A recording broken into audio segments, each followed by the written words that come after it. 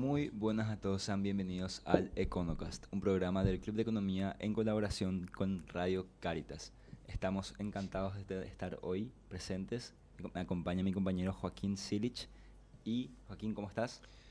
Fabri, ¿qué tal? Un gusto, como siempre, estar acá un sábado más. Felices de tener un invitado a esta persona de vuelta que la verdad que nos quedó pendiente conversar con él. Totalmente. Está con nosotros Nicolás Foisac, él es experto en energía renovable y un amigo de la casa. Así que Nico, ¿cómo estás? Bien, bien, un gusto estar de vuelta aquí con ustedes. Gracias por el espacio de vuelta. Es cierto que la primera entrevista unos meses atrás quedó corto, ¿verdad? Sí. Muchos temas por tocar y bueno, creo que esta edición va a estar muy interesante también. Total. Y bueno, hubieron muchos cambios desde aquella entrevista, muchos Así es. temas con los cuales podemos ir actualizando la información que hay y preguntarte en realidad que nos puedas comentar un poco cómo estás viendo el sector energético en Paraguay. Sé que hay una nueva ley ahora muy sonada, así Sí, o que sea, creo que la última vez que estuve aquí fue en el mes de abril o mayo, ujú. más o menos, si no Sí, me sí, equivoco. Y lo que es muy interesante es como realmente en estos últimos meses la conversación energética fue resonando cada vez más. Vimos a veces ciertos temas surgir, otros borrarse de la conversación, ¿verdad? Pero lo que yo observo realmente es que es cada vez más consistente la demanda energética, la crisis energética, la transición energética.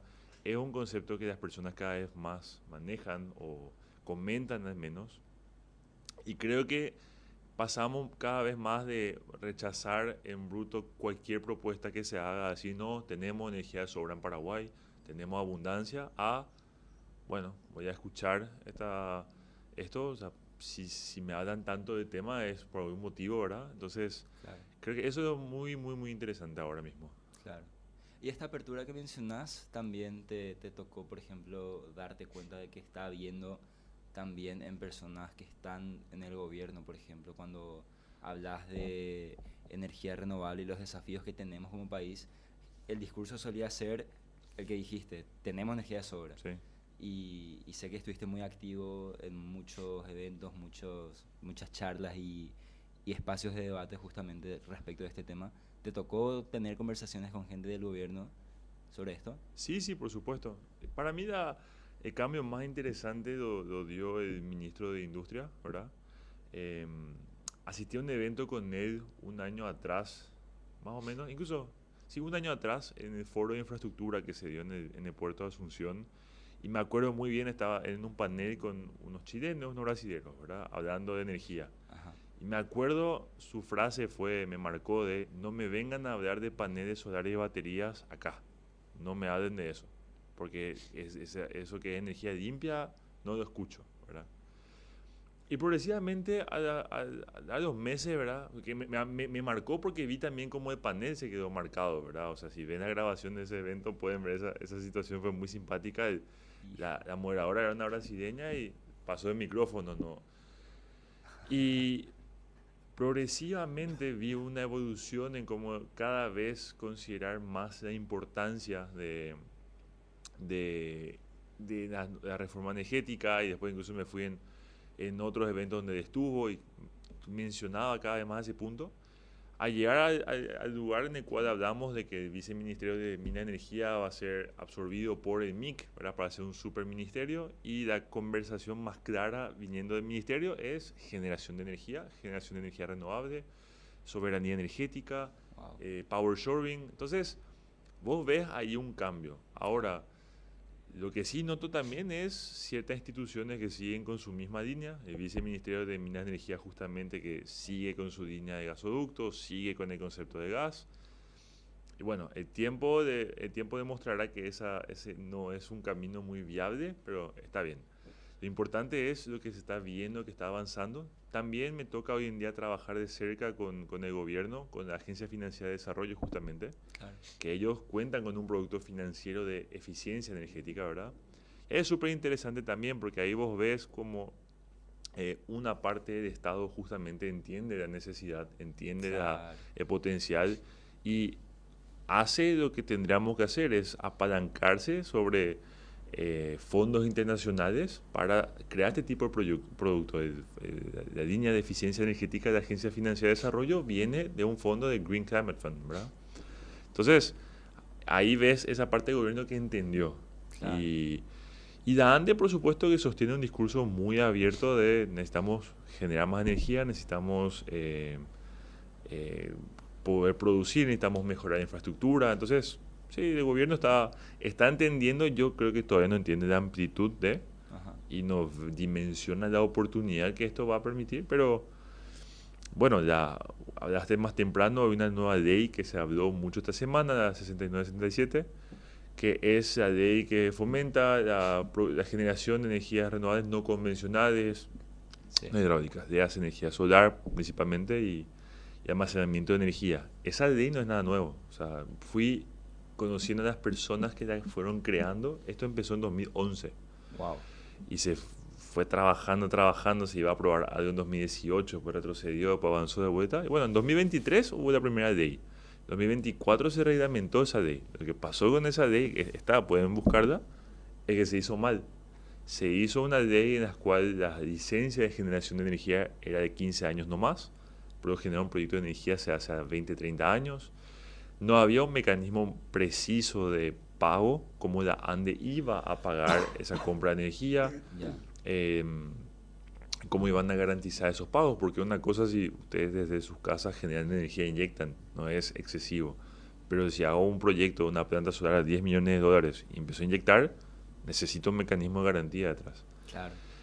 Y también eso, quién iba a ser el órgano regulador, quién iba a...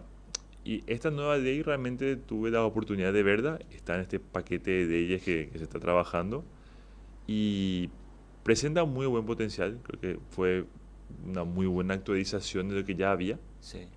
Ahora hay muchas preguntas que nacen detrás. La principal es cuál será el precio de la energía, cuál será el precio de compra.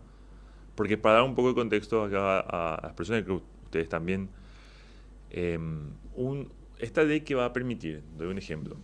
Acá estamos en Garitas.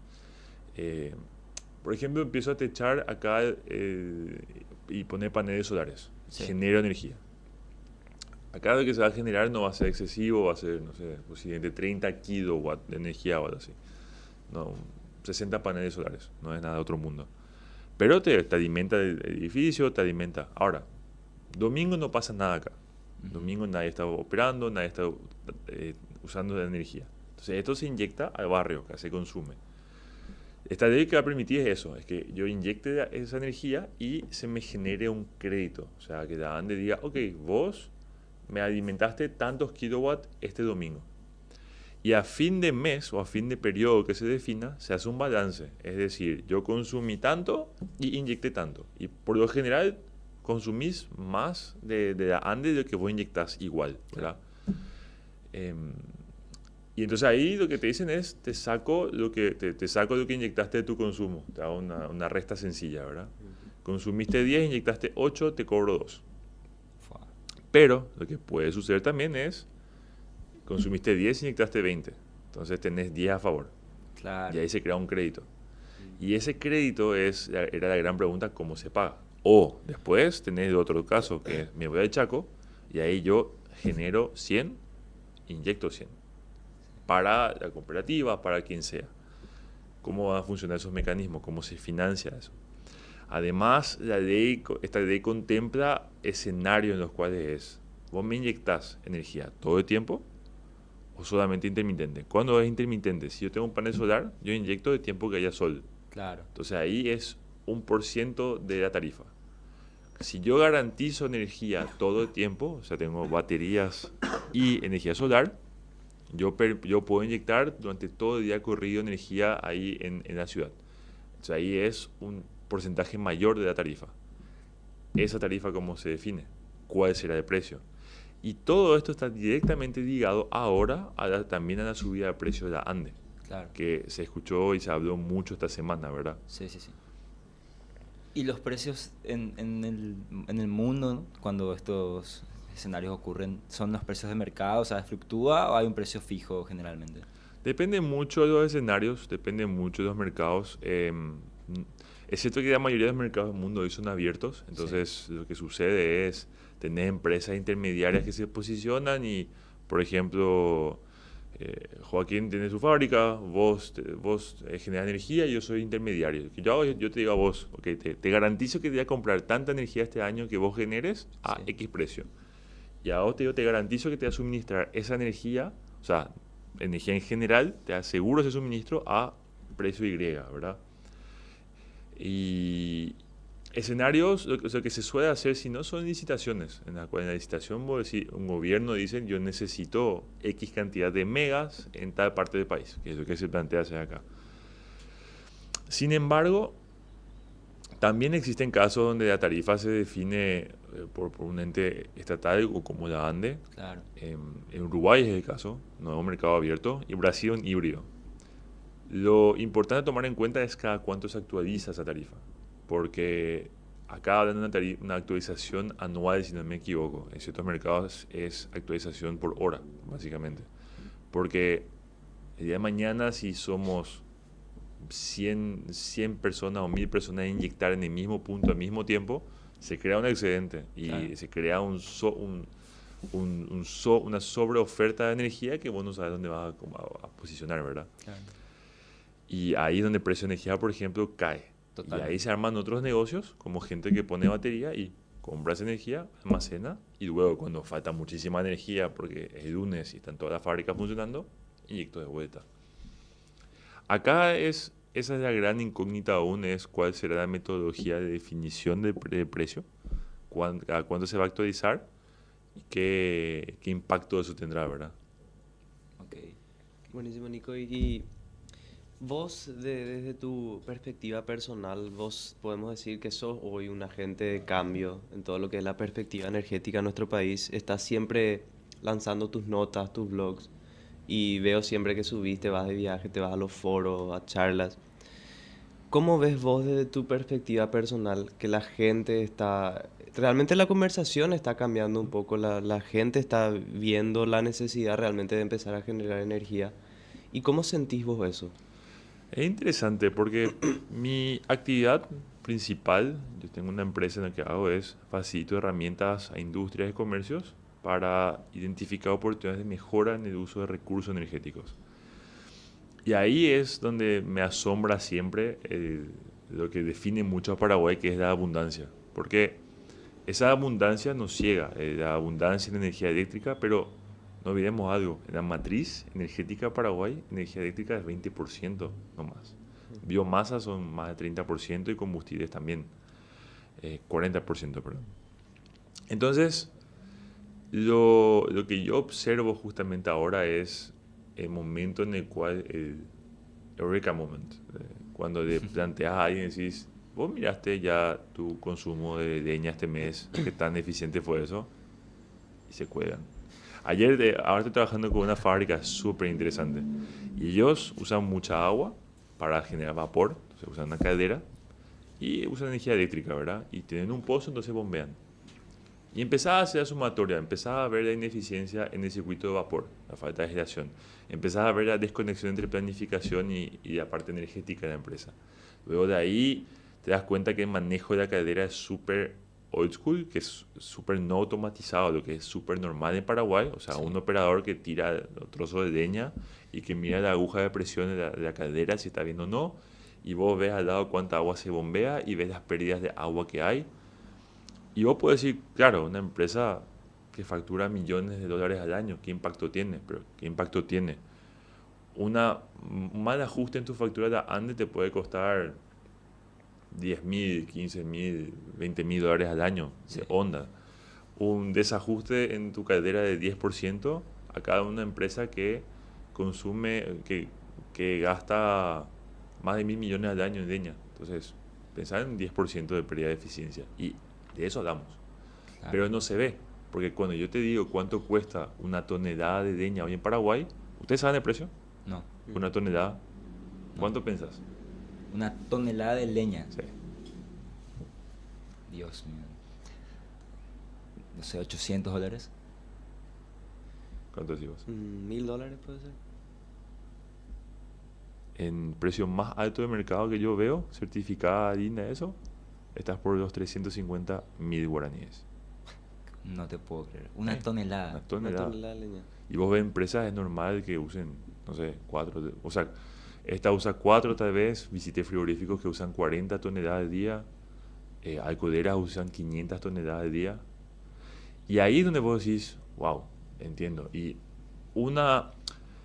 para generar esa cantidad de leña, o sea, toma en cuenta que, por hablar más y pronto, una hectárea de bosque, de Ajá. eucalipto, por ejemplo, cuando vas a podar, Sí. eso te va a dar 200 toneladas, una hectárea. Imagínate el consumo cuando vos estás así por los 40 al día. Imagínate la superficie que necesitas.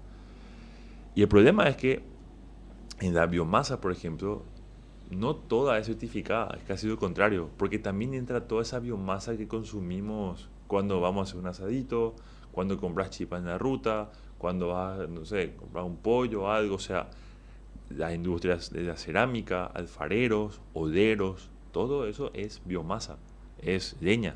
Y esa leña muchas veces viene de una poda de, socio, ¿puedo entrar en tu campo a cortar? Sí, métete, amigo.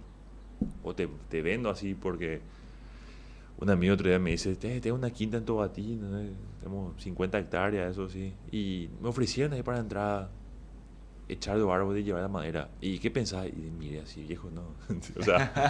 o sea, ¿a quién? ¿Qué árbol? ¿Cómo? ¿Entendés? Porque todo eso tiene un valor y empezás a ver así como tendencias que van de uno a otro. Y lo mismo, estas industrias compran leña. Y yo puedo comprar el chip, que yo sé en qué humedad está, que ya está menos del 30%, que ya es por bolsa, por peso. Entonces yo llego a mi fábrica de esos chips de leña certificada, que sé de qué árbol se cortó, dónde, con quién, y viene en una bolsa grande y peso en la báscula y mido la humedad. Entonces sé que quemo y tengo mi cadera calibrada y se carga de manera automática la leña ahí adentro y tengo el flujo súper aislado. Puedo ser una empresa modelo así. Claro. Lo que pasa muchas veces es viene un camión, acá te traen de 5 a 7 metros cúbicos de leña y los tipos hacen un Tetris adentro, te ponen la leña, entonces te inventa el metro cúbico y vos no sabes si viene leña así verde que tiene 70% de humedad que vos quemás y no quema nada, o pedacito, o no sabes si es eucalipto rasputano, nada, eso no sabes.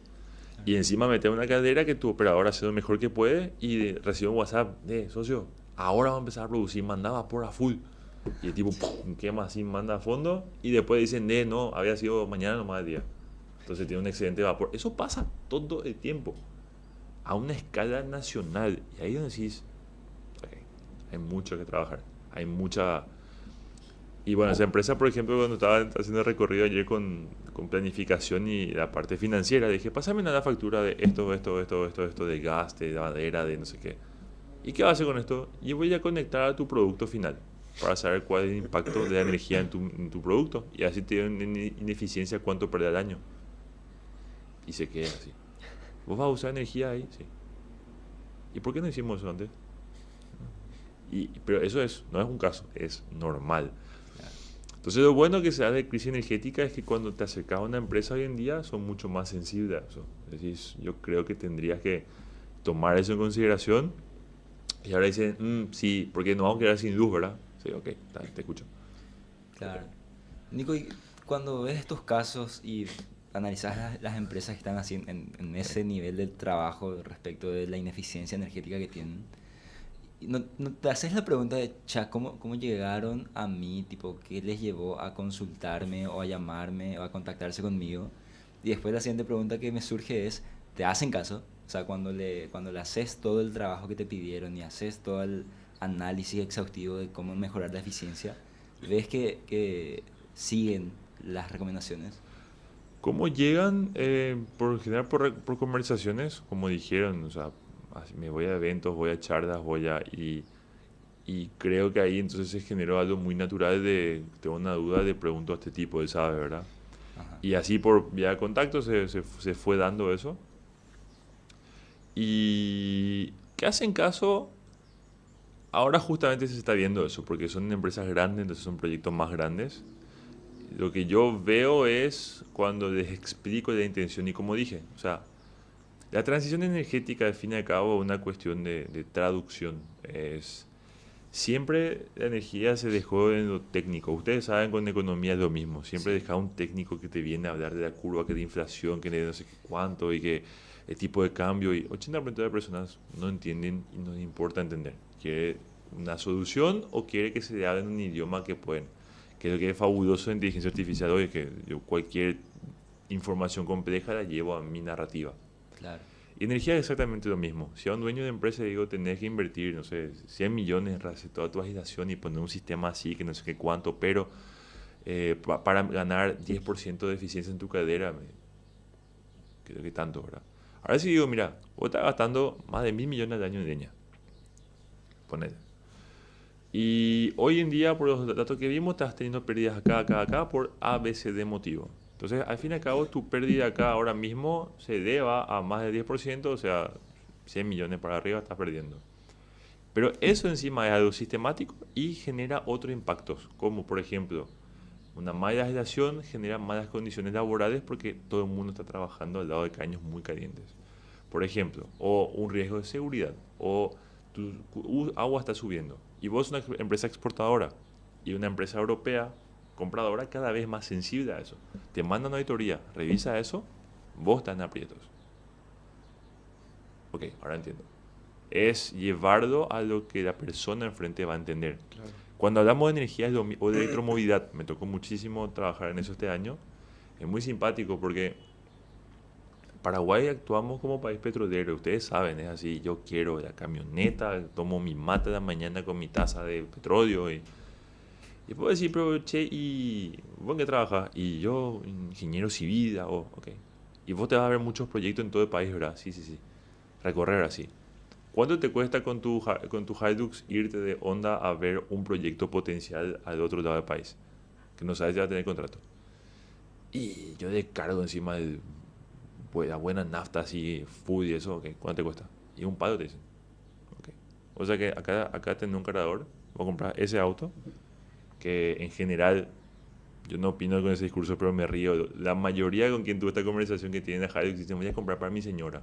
Pero al fin y al cabo después ellos quieren usar ellos para sus viajes. Claro. Porque, claro, vos decís, hoy en día virtualmente pagas cero y a plazo vas a pagar capaz en ese mismo viaje 80.000, 100.000, depende de cuándo se venda la carga. Y cuando lo llevas de bolsillo, ya a nadie importa si qué tan alta es tu camioneta. Es así, wow, ok. Y después de eso le decís, por ejemplo en el Chaco, porque yo veo un potencial gigante de electrificación de la movilidad en el Chaco. Porque hoy en día el Chaco se mueve a base de combustible que se tardó millones de años en formarse en Qatar, se metió en un tanker, se trajo a un puerto, se refinó acá, se metió en un camión, se llevó al Chaco para cargar. Y ese litro está más caro que en Asunción. Claro. Claro. Versus poner un par de paneles que vienen también de otro lado del mundo, pero una vez nomás viene, aguanta 20 años y te carga tu vehículo. Y eso no cuesta esa misma cantidad de dinero. Y es mucho más fácil de desplegar esos esquemas. Pero cuando vos partís de la realidad actual y presentás esas ineficiencias y mostrás las soluciones que se aplican y una ventaja que le sea llamativa a cada persona, ahí va a empezar a ver un cambio. Un empresario va a mirar un ahorro o un potencial mercado, un ciudadano va a mirar qué le va a dar la mejor calidad de vida o confort, una ciudad va a mirar qué va a resolver su problema y un país va a mirar justamente qué imagen país quiere, ¿verdad? Totalmente, totalmente. Y entrando ya a lo que sería justamente esa imagen país, ¿cuáles vos ves que son hoy los determinantes para analizar el impacto económico del sector energético en Paraguay de cara a los próximos? Hablábamos de que va a ganar proyectos que sí se van a poder hacer bien, a 30 años como sucede en este mercado. ¿Cómo ves que se deben analizar estos puntos? Son los determinantes del impacto económico que va a haber el sector energético ya con esta nueva visión, ¿verdad? ¿Ustedes leyeron el Plan Nacional de Desarrollo 2050? Sí, o sea, ¿Lo viste? sí, sí, sí. Así que a grandes rasgos, ¿qué les pareció? Me pareció interesante la iniciativa, o sea, ver que el gobierno que tiene 5 años y no tiene posibilidad de ser reelecto, hace un plan a tantos años vista, eh, digo, ok, me gusta porque veo que hay una intención de planificar una visión país. Ujú. Y en cuanto a los puntos, en general yo vi que fue bueno. Quiero escuchar también tu punto de Sí. vista porque creo que eh, vas a poder hablar desde el punto de vista de la energía. No sé, Joaquín, si vos tuviste oportunidad. Yo iba a asistir al evento de lanzamiento y tuve una emergencia laboral, no pude ir.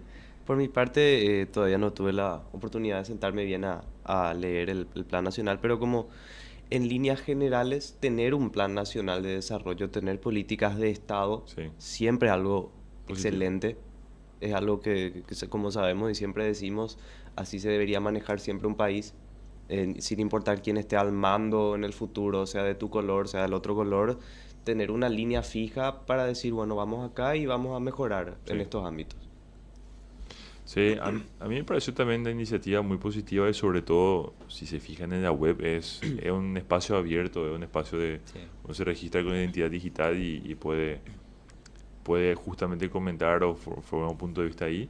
Lo que me preocupó es la organización, porque se inicia por bloques. Y la primera es personas, la segunda es innovación, productividad y competitividad, creo, y la tercera es energía y ambiente. Y ahí es donde dije, ok, hay una parte que no se entendió aún acá. Porque la energía, lastimosamente, que lo quieran o no, es el sistema nervioso central de todo lo demás. Bueno, Transversal. claro, bueno, puede separar, sencillo es. Y si querés ver el ejemplo más notorio de todo eso ahora es lo que está pasando en China. China hace más de 15 años cambió su visión país y dijo que necesitamos otro approach. Pero China no lo hace necesariamente por medio ambiente, China lo hace por una búsqueda final de soberanía energética Y y eficiencia y de creación de energía limpia y renovable. Entonces, China no tiene petróleo, electrifica masivamente. Les invito por favor a mirar la entrevista que hicieron al CEO de Ford en estas últimas semanas, habló mucho, como Con José del Río puede ser. sí, como lo calificó de humillante la visita a las fábricas de autos en China y como el tipo te cuenta que su daily en Detroit es un Xiaomi. Porque dice, compramos los mejores autos que vemos en China y probamos para entender por qué son tan buenos y te das cuenta que el approach es totalmente distinto, ¿verdad? Pero ahí donde vos ves una nación entera que pone una visión país y la pone a trabajar. Entonces la gente dice, puede decir, sí, pero es otro tipo de régimen, no hay libertades. Y el problema es que vos comparás con Europa, comparás con Estados Unidos y te das cuenta de un estancamiento en cuanto a desarrollo y sobre todo en la parte energética. Mientras que en China hoy en día efectivamente están resolviendo problemas, se estima que este año China alcanzó su pico de emisiones, que es un hito histórico, y China está superando cada meta que puso en las últimas décadas, desde el Acuerdo de París, de hecho. O sea, adelanta así, duplica el objetivo en el tiempo esperado. Sí. Y hoy proveen 70% de los autos eléctricos del mundo. Para darte un número, el año pasado se vendieron 18 millones. Imagínate cuántos se hicieron en China. Ellos proveen casi el 100% de los paneles solares del mundo. Ellos tienen toda la cadena de litio y de baterías. Ellos tienen todo eso hoy en día. ¿Por qué? Se sentó una visión país. Yo creo que Paraguay hoy realmente hay una combinación de factores, una situación económica súper favorable y lo que pude hacer mucho este año es irme, por ejemplo, a Alto Paraná y a Ciudad del Este por eventos y por visitas a empresas. Y ahí vos ves parques industriales en los cuales siempre me asombra lo que encuentro, porque encuentro maquilas que hacen tecnología que ni sabíamos. Visité una hace poco que se llama CTE, que lo que hacen es intercambiadores de calor para gas natural que venden en el mundo entero. Así. En un galpón ahí al lado de Fujikura, que son los autopartistas. O sea, vos ves todo eso ahí y decís, wow, hay un super potencial. Ahora, en otro evento, el ministro justamente Jiménez, me pareció muy sin pedo en la lengua, dijo, está bien que nuestro presidente se vaya en el mundo entero a vender Paraguay, pero acá el problema es que estamos cortos de energía. De balde te digo, soy un país verde si no tengo nada para proveerte. Y la ANDE es cierto, hoy vos haces un video de conexión a la ANDE, no hay donde conectarte. Entonces, yo veo un futuro muy prometedor para Paraguay en un concepto clave que se llama el power shoring, que es volverte un hub industrial por tu energía y tus condiciones energéticas, ¿verdad? Yo creo que si se hace un plan sobre eso y se crea una verdadera pista de aterrizaje, es decir, vos, empresa europea, americana, brasilera, china, de donde sea, querés venir a instalarte acá, tenés acceso a estos mercados alrededor, tenés estas rutas logísticas disponibles, tenés este sistema fiscal, estos incentivos y esta disponibilidad de energía, y estos lugares, estos parques industriales donde puedas asentarte, este es el esquema, vení. Yo creo que ahí sí sería efectivo el sistema.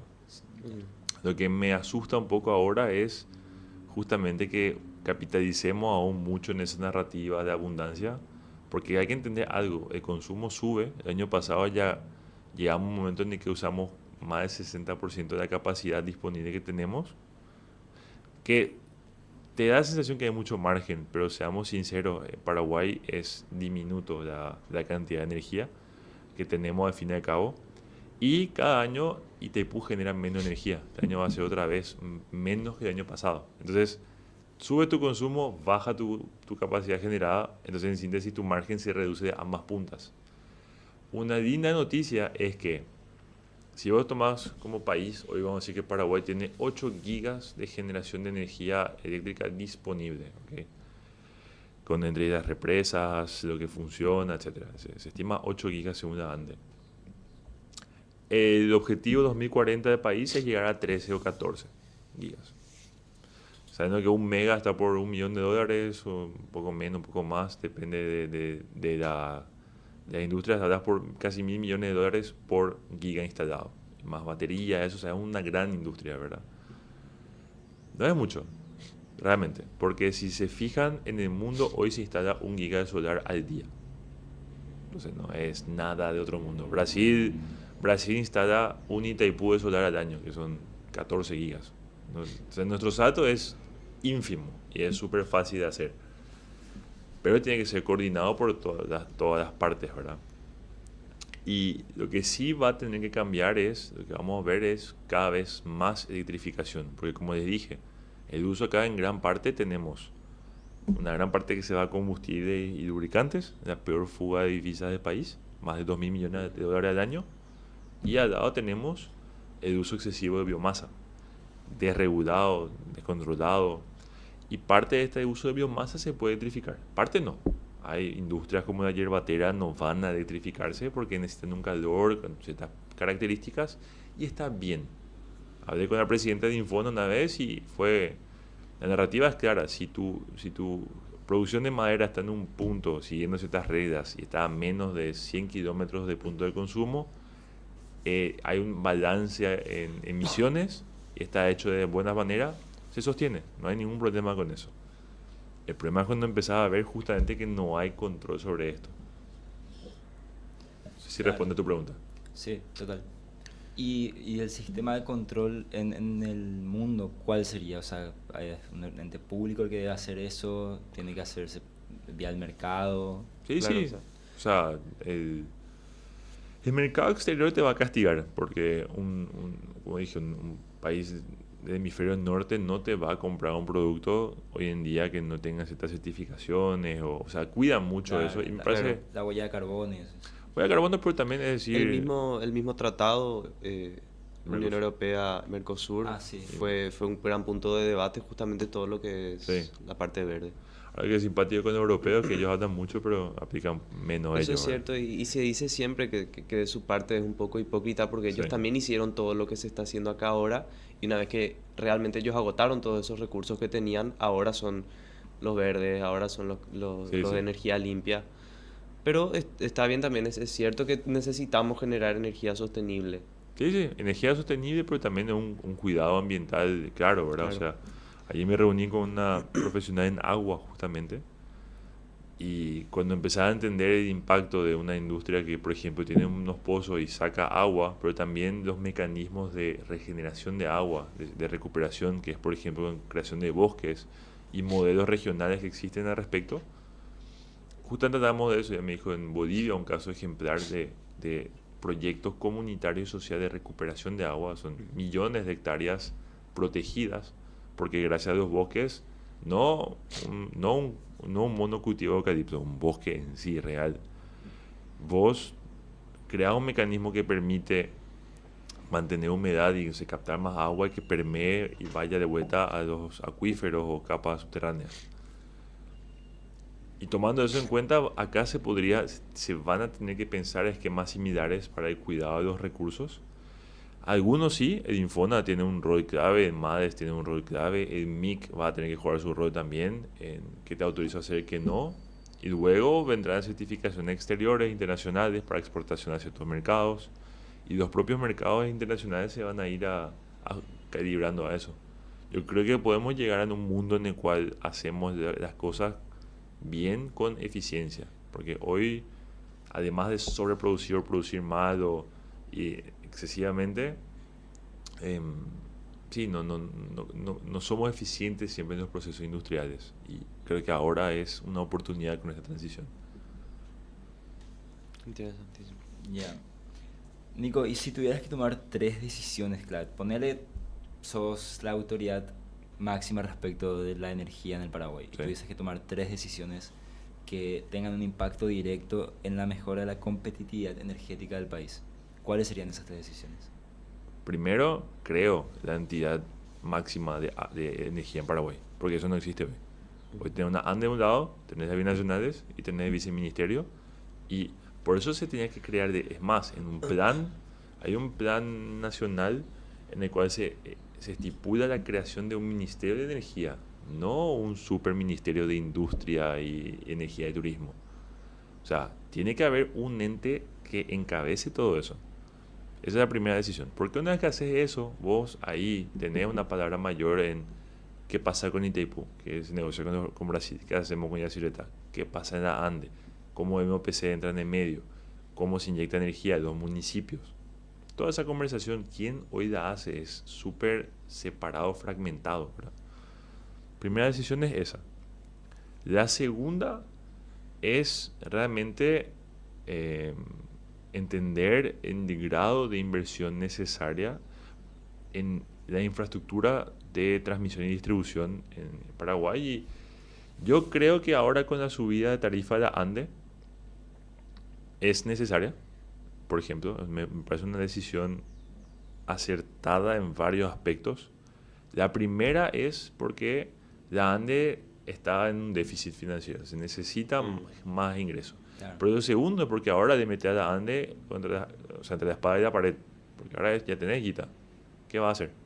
¿Te haces cargo? Porque la ANDE tiene, en un reporte te dicen 21%, noto 32% de pérdida en su línea.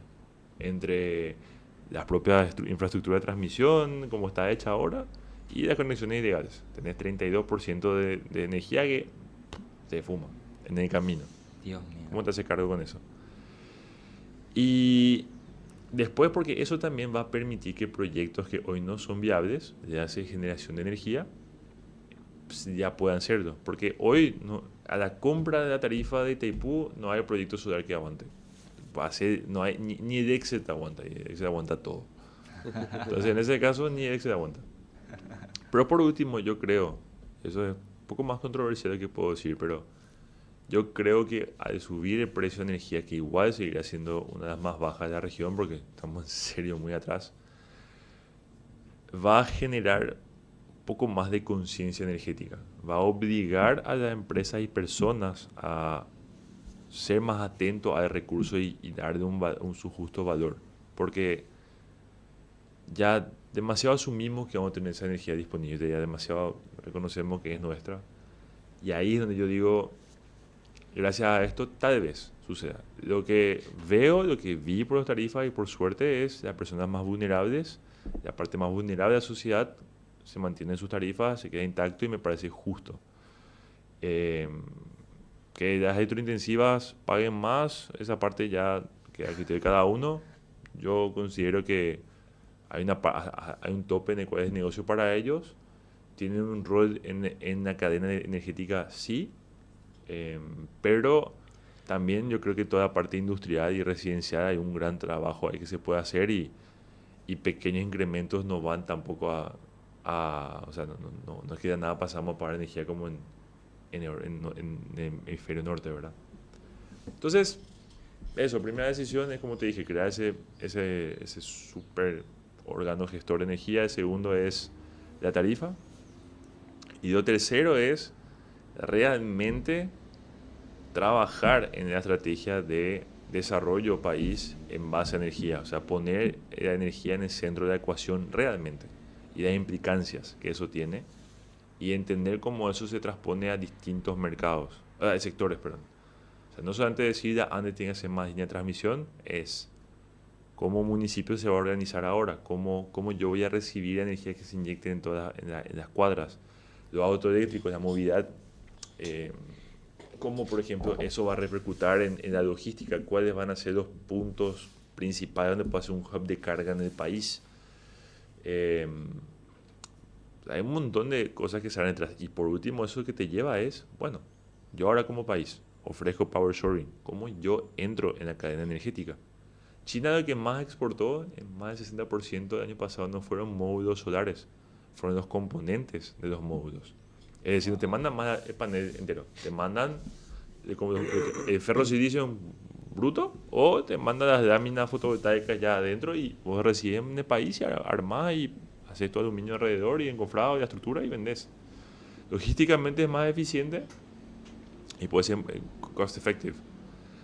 Brasil es un país hambriento de energía que está creciendo abismalmente. La industria energética es la que sostiene gran parte de la economía en lo que vos vas viendo allá. O sea, estuve en agosto en el Intersolar, que es una feria enorme de energía en Sao Paulo, y por segundo año consecutivo. Y tipos, es industria local. Los chinos vienen a armar fábricas también.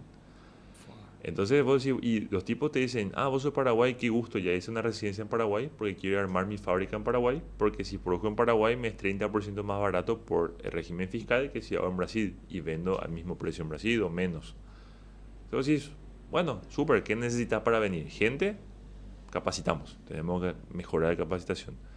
Energía, te pongo. Lugar, te pongo. Régimen fiscal de ideas, ya tenés. Entonces, ¿qué más?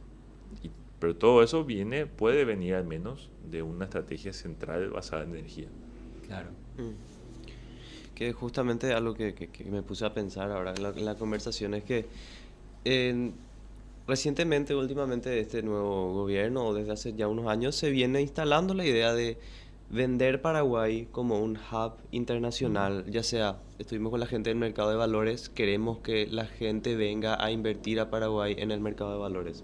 Queremos que la gente venga a Paraguay a poner sus fábricas, a industrializar más el país, porque sabemos que es algo que necesitamos, la industria primaria se nos va a acabar en algún momento y necesitamos impulsar todo lo que es la industrialización en nuestro país. El sector servicios está muy avanzado en nuestro país, sabemos muy bien. Y como dijiste, Nico, muy importante entender qué es el recurso en común que tienen los tres sectores de la economía. Es la energía. ¿Sí? Necesitamos energía que sea disponible, sostenible y soberana. Sí, claro. Y anticiparse, es decir, esta semana me reuní con una empresa que justamente, un proyecto bastante grande que se quiere implantar en Paraguay, de hidrógeno, que es conocido de todos, y hablamos justamente después de canales logísticos. Lo que fue genial es decir, bueno, ¿y qué vamos a hacer acá? O sea, vamos a electrificar, porque no voy a hacer un producto limpio, bajo en emisiones en Paraguay, para luego moverlo en un camión diésel. y no, claro. Y la bioceánica, ¿qué vamos a hacer con eso? ¿Qué energía vamos a usar para mover los productos, verdad? Y también se habla mucho de biocombustibles. Y el presidente de la Cámara es un buen amigo mío y hablamos siempre de eso, de biocombustibles, ¿verdad? Hay un punto vos haces biocombustible con agricultura, tiene su impacto. Pero en otros mercados lo que se hace es recuperación masiva de aceites usados que se reprocesan también y con eso se hace un biocombustible. Entonces ahí vos decís, hay una parte fenomenal todavía de trabajo que queda en la transición energética y creo que eso es el mensaje central también es, no importa el sector de actividad en el que estés, no importa si sos ingeniero, economista, abogado, marketing, lo que vos imagines, hay lugar para cada uno en el sector energético y es más, se necesitan diversidad de perfiles, pero también estas personas, si buscan trabajo en la industria energética, siempre habrá, porque es la madre de cualquier otra industria, es la base de desarrollo de energía, ¿verdad? Así mismo. Y justamente podemos ir entendiendo y instalando en la mente de las personas que la industria energética también genera, es una fuente de trabajo, Claro. genera ingresos, es una industria en sí misma de la que podemos aprovechar. Por supuesto. Imagínate que, creo que días en esta cifra, pero siempre es muy llamativa. Ahora ya hice un contraste con eso. En inteligencia artificial creo que el año pasado se estimó una inversión a algo como 100.000 millones de dólares o algo así, ¿verdad? Una cifra bastante grande, o 200.000 millones, no me acuerdo bien. A nivel mundial. A nivel mundial, sí. Sí. El sector energético fueron 3.3 millones de dólares en general. Y transición energética, o sea, energía renovable, eficiencia energética, movilidad eléctrica, infraestructura, red, transmisión, baterías, 2.2 millones de millones. Esa es la escala. O sea, ahí vos decís, bueno, o sea, ¿en qué rubro yo entro? Está bien AI. Y una cosa más, que si no hay uno, no hay AI. Claro. Entonces, Claro. yo prefiero siempre estar en lo que está detrás, en la industria base, ¿verdad? Claro. Y ahí es donde vos te das cuenta de decir, sí, se necesitan personas, se necesitan profesionales. Paraguay necesita hoy en día profesionales en energía, desde el electricista que entienda cómo instalar un sistema de domótica industrial para hacer todas las mediciones, hasta la persona que va a estar en el área financiera de la empresa y va a saber hacer ese trabajo que yo estoy llevando a las empresas. Que es decir, cuál es el impacto de la energía en mi industria, hablar con el gerente de planificación, decir vos cómo manejas esta parte, o sea, todo eso son un montón de perfiles distintos que necesitan entender. Un contador, por ejemplo, ¿por qué te doy el ejemplo del contador? Hoy en día en Paraguay, por ejemplo, tenés exoneración de impuestos en la compra de paneles solares, si no me equivoco, y vehículos eléctricos cero, por ejemplo, entre otras cosas. Por otra parte, hablábamos de esta línea financiera de la AFD, por ejemplo, Sí. que permite financiar proyectos a una tasa la más competitiva del mercado, de hecho, con tal que demuestra que es de eficiencia energética. Yo puedo ser dueño de empresa y yo puedo ver ese dato, pero me puedo sentar a hacer mis cálculos, pero necesito que alguien más pueda hacer el cálculo mayor, es decir, si compramos esa bomba de alta eficiencia que cuesta 30% más, pero pagamos menos con tal plazo, ¿cuál es la rentabilidad final? Claro. Ujú. No todo lo va a ser el gerente general. Eso necesita perfiles que entiendan, que sepan que está el producto y que sepan razonar y que entiendan un mínimo de la diferencia de kilowatt hora de consumo. Es necesario hoy en día integrar esa conversación. Claro. Como reflexión final, a mí siempre me llama la atención cuando te escucho que hay una mezcla de campos en los cuales se puede ir avanzando en este tema. Y obviamente para mí es las empresas privadas y el sector público. ¿Sí? Porque tu relacionamiento inclusive es así también. O sea, vos trabajas con empresas privadas, trabajas de repente también con entes del gobierno y vas viendo ambos lados de la película. Y te vas dando cuenta de que de repente el mercado te sorprende y encuentras empresas privadas que están haciendo cosas impresionantes. Sí. Y proyectos como la AFD que creo que casi nadie sabe del tema. Inclusive gente que está en nuestro ámbito económico desconocen Sí. de este crédito con financiamiento de fondos de inversión verdes Sí. internacionales. Y a mí me parece que esa barrera que antes existía para mí, que es ideológica en Paraguay. Yo me acuerdo de ver una noticia de que no sé cuántas hectáreas en Brasil se habían destrozado campos de paneles solares por un evento climático, no me acuerdo qué era. Y decían los comentarios, estos zurdos, para que vean lo que pasa cuando se quiere instalar la energía verde, no sé qué. Y es una estupidez, o sea, es una barrera mental que la gente se pone a pensar que esto es algo ideológico. Sí.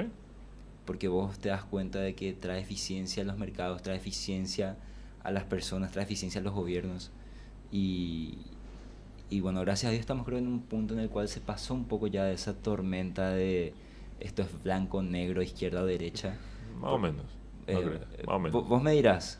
Sí, sigue bastante, porque como te decía, sigue hasta que traducís la conversación. O sea, podríamos decir que incluso va a seguir hasta que la gente se empiece a quedar sin energía, empiece a poder no desarrollar sus actividades, empiece a Exactamente. quedarse sin luz en sus casas. Y ahí van a decir, No, "Chore, no necesito, era- necesito... Claro, No era algo de ser zurdo. claro. Pensar la energía. Pero hay un punto ahí, para ir cerrando, ¿verdad? En ese sentido es, claro, hay que mirar cómo se dio la narrativa. Y los que más fueron vocales con eso fue en Europa.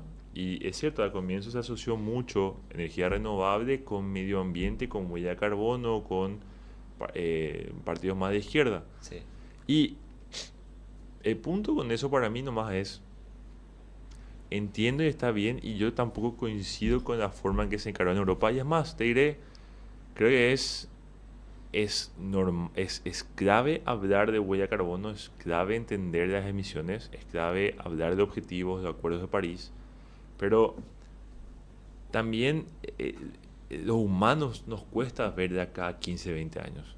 Y es más, cada vez el mundo te enseña que mira un poco menos, te proyectas demasiado, pero no sabemos, no sabemos qué tecnología va a haber. Vos no sabés si mañana con AI un tipo te detecta una forma de modificar, de reabsorber carbono con otra forma y así solucionar el tema, ¿entendés? O sea, no creo eso. Hay mucha literatura sobre eso, de hiperoptimismo también. No creo que sea hiperoptimista. Bill Gates suele escribir notas, hizo una nota la semana pasada que no sé si tuvieron la oportunidad de leer, que fue muy controversial, porque medio que cambió su postura sobre el cambio climático, ¿verdad? Y retrozaron por eso, así, vos encima venías a hablar de eso y... Claro, pero él lo que dijo en todo ese discurso que a mí me gustó mucho es, hay una cierta fatiga de climate change. Gente está harta de escuchar cambio climático, cambio climático, cambio climático. Mira, cuando yo te llevo energía renovable como un argumento de soberanía, de capacidad, de producción, de empleo, la narrativa es otra. Claro. ¿Cómo te decía el tipo que tiene la Hilux? Que te va a llevar el autito más mini eléctrico. Si el tipo va a empezar a pillar que por viaje, por negocio se ahorra un palo así en su ida y vuelta. Ahí está, no importa, ya se acabó, le va a dar la vuelta, le va a gustar, o sea, ¿entendés? Yo creo mucho en eso. Y creo que los que se aferran a posturas distintas, hay un periodista paraguayo que la Crónica de la Mañana que le encanta martillar en contra de esto, porque claro, él hace ese ejercicio de asociación, Sí, asociar claro. movilidad eléctrica con ONGs, así. Piensa que es algo ideológico. Claro. Sí. Claro, porque seguramente de una camioneta que mide un barco y de encantar cargar combustible de eso. Y está bien, si te gusta tirar tu guitarra por la ventana y compensar algo, está bien.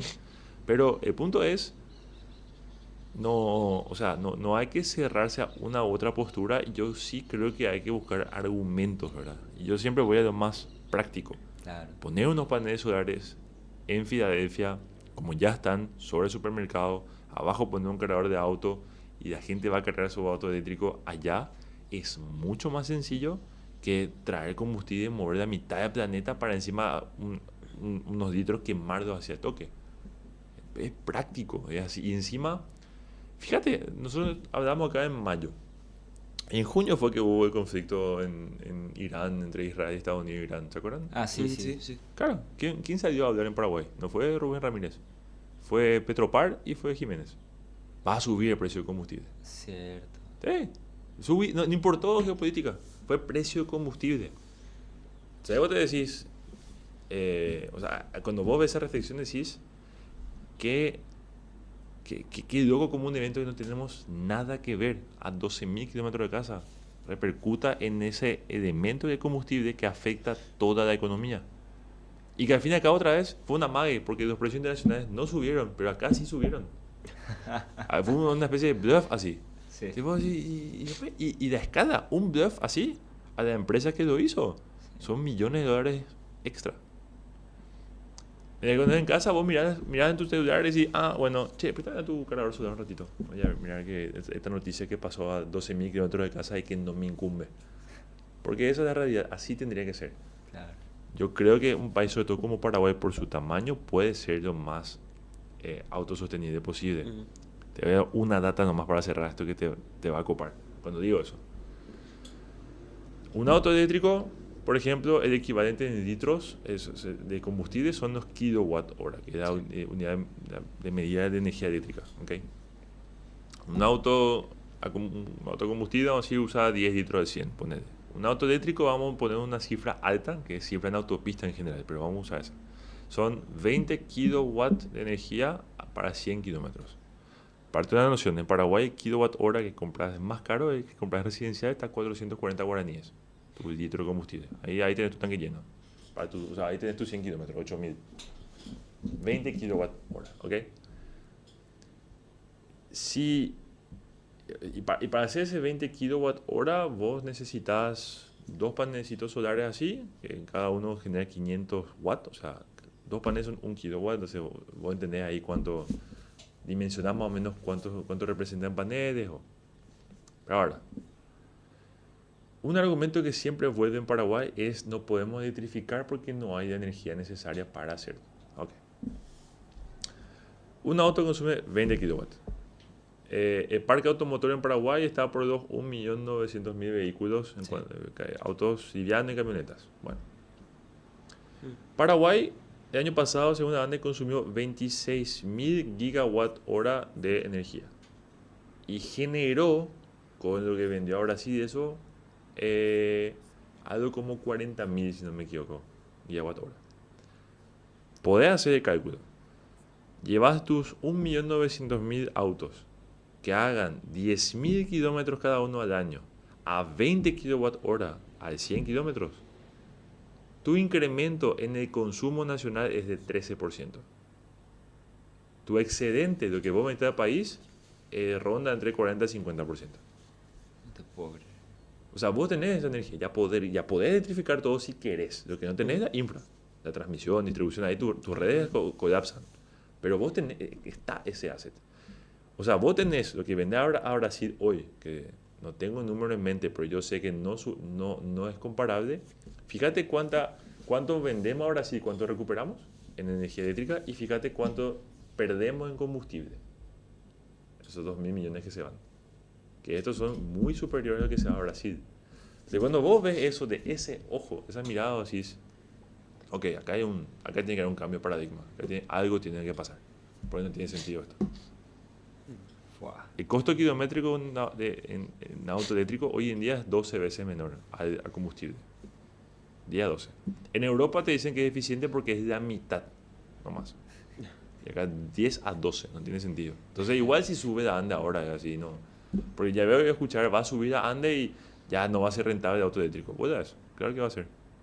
Pero por eso te digo, es interesante de todo el sector. Yo trabajo con concesionarias y capacito a vendedores en movilidad eléctrica, porque veo las preguntas que reciben, las dudas, y claro, es una nueva tecnología. Los tipos tienen miedo. Te dicen, no quiero mal aconsejar a mi cliente.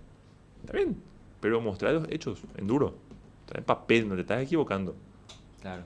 Una señora que trabaja ahí en una de las concesionarias, justamente proveyeron un auto eléctrico por trabajo, y me dice el otro día, Nico, yo creo que mi medidor de ANDE está roto. ¿Por qué? No, y 30.000 no ha subido mi factura desde que cargo en casa el auto. Yo creo que demasiado poco. Dije, no, ¿y cuántos kilómetros hiciste? No, hay 500 más o menos. 60 guaraníes el kilómetro. Se quedó así. O sea que es real. Claro que es real. ¿Qué crees que sea? Qué locura. Sí, no, es genial. No, para los que están escuchando, y yo también, y vos también, Joaquín, sí, el próximo auto que compramos, eléctrico sí o sí. Te recomiendo. Vamos a hacer el experimento. Y si un día quieren, me avisan y vamos a dar una vuelta. Bien, bien. Bueno, fue un gusto como siempre hablar contigo, Nico. Se aprende muchísimo y creo que traemos conciencia sobre el tema, que es importantísimo hablarlo. Joaquín, de vuelta, un gusto estar contigo y en este programa que fue muy especial. Asimismo, conversamos sobre un tema básico, digamos, para todo lo que es el desarrollo nacional e incluso internacional. Sí. Es importantísimo tener la base energética sólida para poder seguir creciendo y desarrollándonos como país.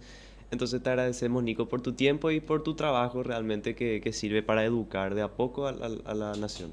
Gracias a ustedes. Creo que son estos espacios y estas conversaciones que son las que van a generar esta transición y como digo, lo importante siempre es, no son de ver los problemas, ver las oportunidades, ¿verdad? Y Claro, acá hay una muy linda.